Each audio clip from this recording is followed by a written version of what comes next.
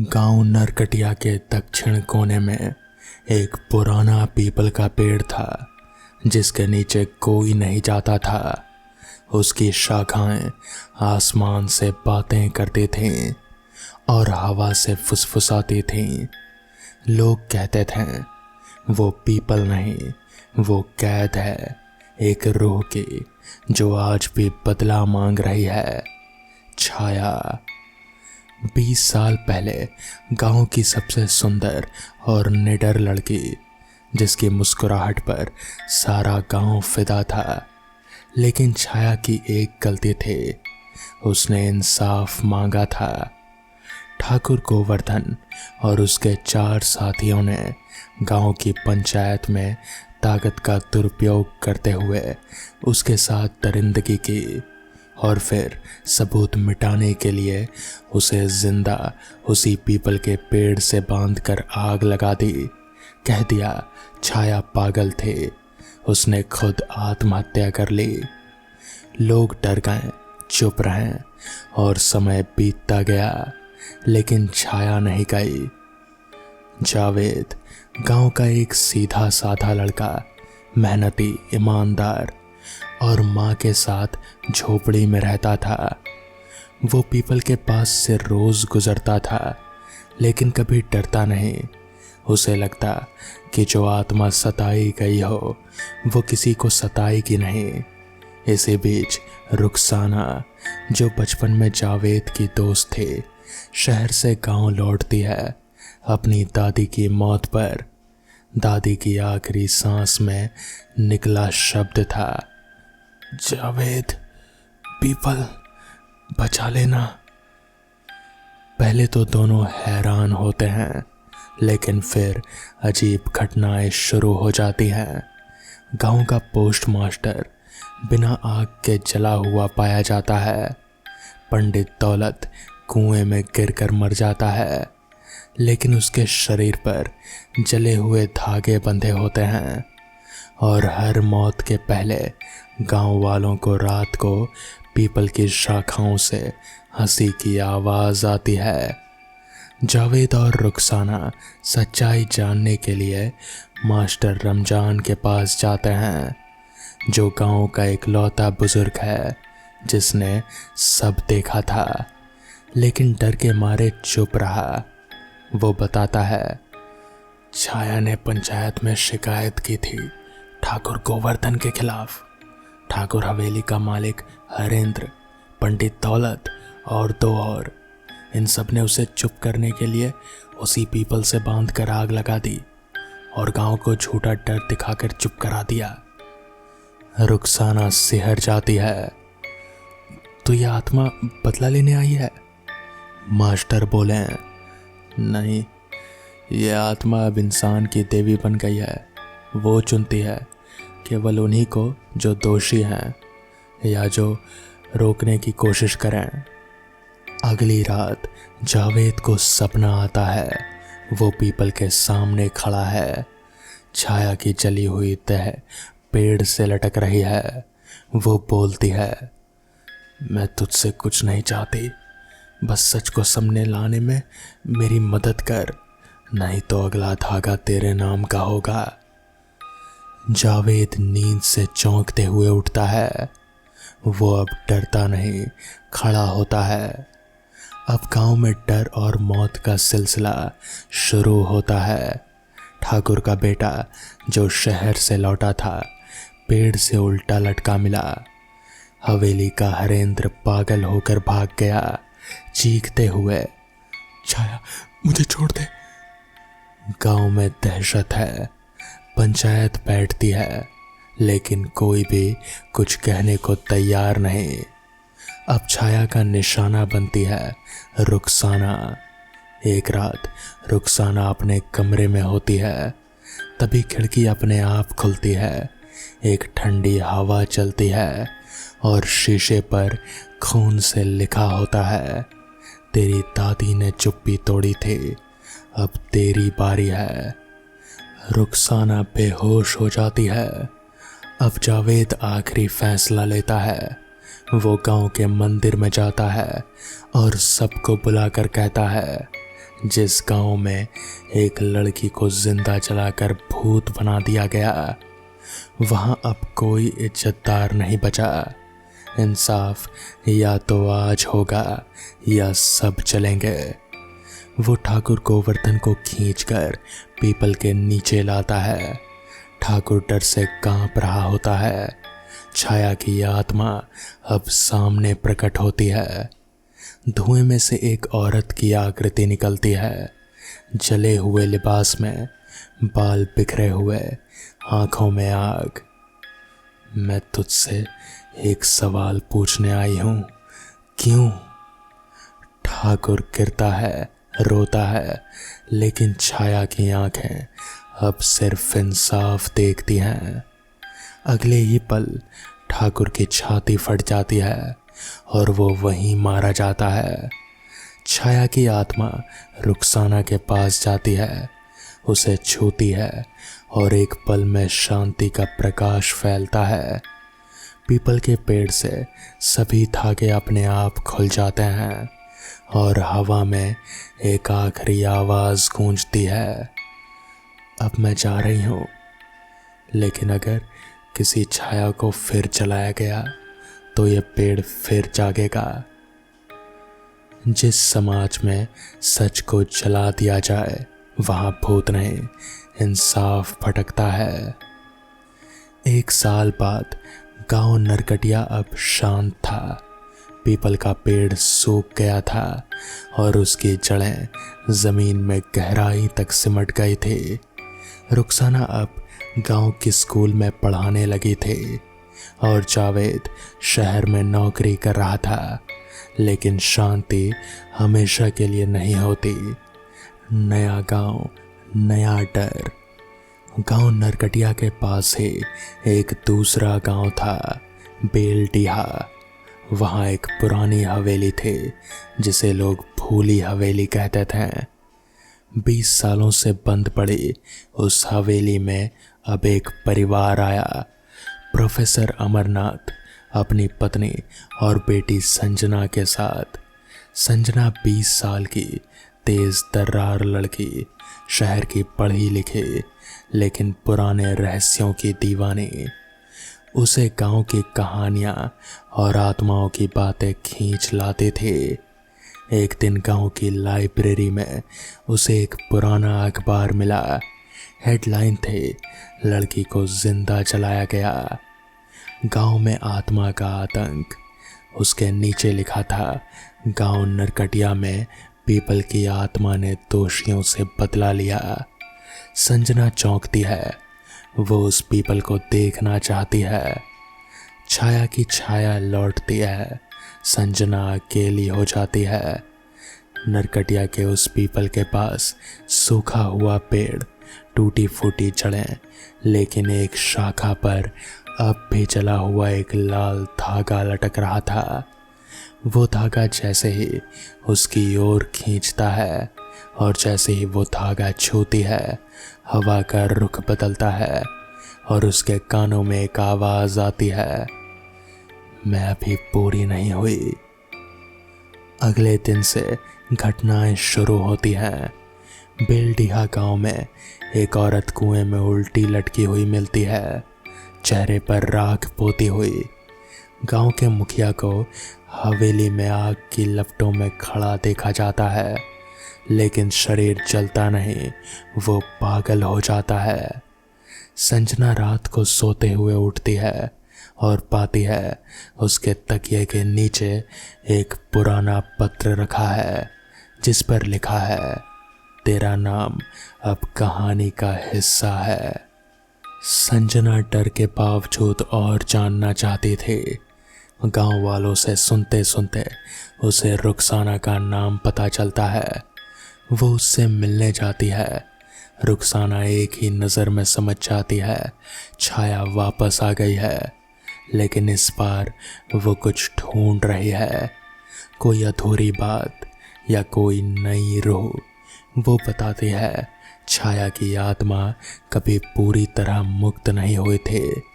उस आत्मा को शांति नहीं मिली थी, बल्कि वो नींद में थी। लेकिन संजना ने धागा छूकर उसे फिर से जगा दिया। पुराना राज उजागर होता है। रुखसाना और संजना मिलकर मास्टर रमजान की पुरानी डायरी पढ़ते हैं। उसमें एक लाइन होती है, गोवर्धन के गुनाहों में अकेले गांव वाले ही नहीं थे, कुछ बाहरी लोग भी थे जो हवेली में आते थे, सौदागर, अधिकारी और तांत्रिक। उन्होंने रूह को बंद करने की तंत्र विधा की थी और छाया आज भी उन्हें ढूंढ रही है। अब समझ आता है, छाया अपनी हत्या में शामिल उन सभी की रूहों की तलाश कर रही है जो बच निकले थे और उनमें से कुछ अब बेलडीहा में है। संजना की माँ एक रात बेहोश पाई जाती हैं। उनके शरीर पर जले हुए निशान होते हैं। प्रोफेसर अमरनाथ डर से कांपते हैं क्योंकि वो तब के गोवर्धन के मेहमान थे और उन्होंने सच्चाई जानकर भी चुप्पी साध ली थी। पीपल की शाखाएं बेलडीहा तक फैलने लगती हैं। हवा में राख उड़ती है। हवेली की दीवार पर खून से लिखा दिखता है, अब तू भी बोलेगा। संजना चीखती है, छाया क्या सबको मार देगी? अचानक हवा रुक जाती है और छाया की आत्मा प्रकट होती है। जली हुई तह, राख से बने पैर और आंखें जलते अंगारों जैसी। वो कहती है, मैं सिर्फ सच सुनना चाहती हूँ। इंसाफ तब पूरा होगा जब जुर्म कबूल किया जाए। प्रोफेसर गिरते हैं, रोते हैं और कहते हैं, हाँ मैं जानता था, लेकिन मैंने डर के मारे कुछ नहीं किया, मुझे माफ कर दो। छाया एक पल को शांत होती है। संजना उसकी ओर हाथ बढ़ाकर कहती है, अब बहुत हो गया तेरा, तेरी लड़ाई मेरी भी है, लेकिन हमें सबक देना है, सिर्फ डर नहीं फैलाना। छाया एक लंबी सांस लेती है और फिर एक धीमा उजाला फैलता है। पीपल का पेड़ अब पूरी तरह जल जाता है और राख हवा में बिखर जाती है। एक आखिरी आवाज गूंजती है, जब तक बेटियां बोलती रहेगी मैं फिर नहीं लौटूंगी, लेकिन अगर चुप्पी हुई तो छाया फिर जागेगी। 20 साल पहले छाया की आत्मा ने गांव नरकटिया में इंसाफ की चिंगारी जलाकर कई दोषियों को भस्म कर दिया था। 1 साल पहले उस आत्मा को फिर से जगाया गया और वो अपने अधूरे बदले को पूरे कर अंत में शांत में विलीन हो गई। पर सवाल अब भी जिंदा था, क्या सच में आत्मा को मुक्ति मिल गई थी या उसने अपनी जगह कोई वारिस छोड़ दिया था? तो दोस्तों, ये थी आज की पहली कहानी। तो चलिए बढ़ते हैं आज की दूसरी कहानी की ओर। सदियों पहले की बात है, जब गांव के बीच फैले अंधेरे जंगल में रात के सन्नाटे का मतलब ही डर था। लोग अंधेरा ढलते ही घरों में दुबक जाते हैं, क्योंकि जंगलों में से अजीब अजीब चीखें गूंजती थे। कहते हैं कि इन जंगलों के बीच किसी समय तंत्र मंत्र का ऐसा ग्रंथ लिखा गया था जो पढ़ने वाले की आत्मा को निगल लेता था। उस ग्रंथ का नाम था नीलावंती। इसकी लिखावट नीली रोशनी में चमकती और उसकी हर पंक्ति जैसे जिंदा होकर पढ़ने वाले की आंखों में उतर जाते थे। यह ग्रंथ किसी पुस्तकालय में नहीं रखा गया था, बल्कि तंत्र साधकों की हवेलियों, वीरानों और शमशानों में छुपा कर रखा जाता था। जिसने भी इसे पढ़ने की कोशिश की, उसकी जिंदगी तबाह ही नहीं हुई, उसकी आत्मा भी कभी शांति नहीं पा सकी।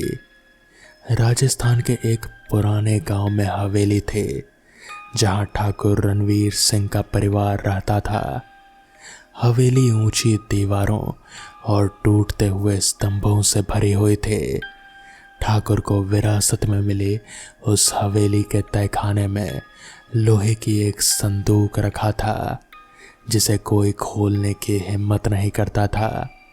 कहा जाता था उसी संदूक में नीलावंती छुपाई गई है।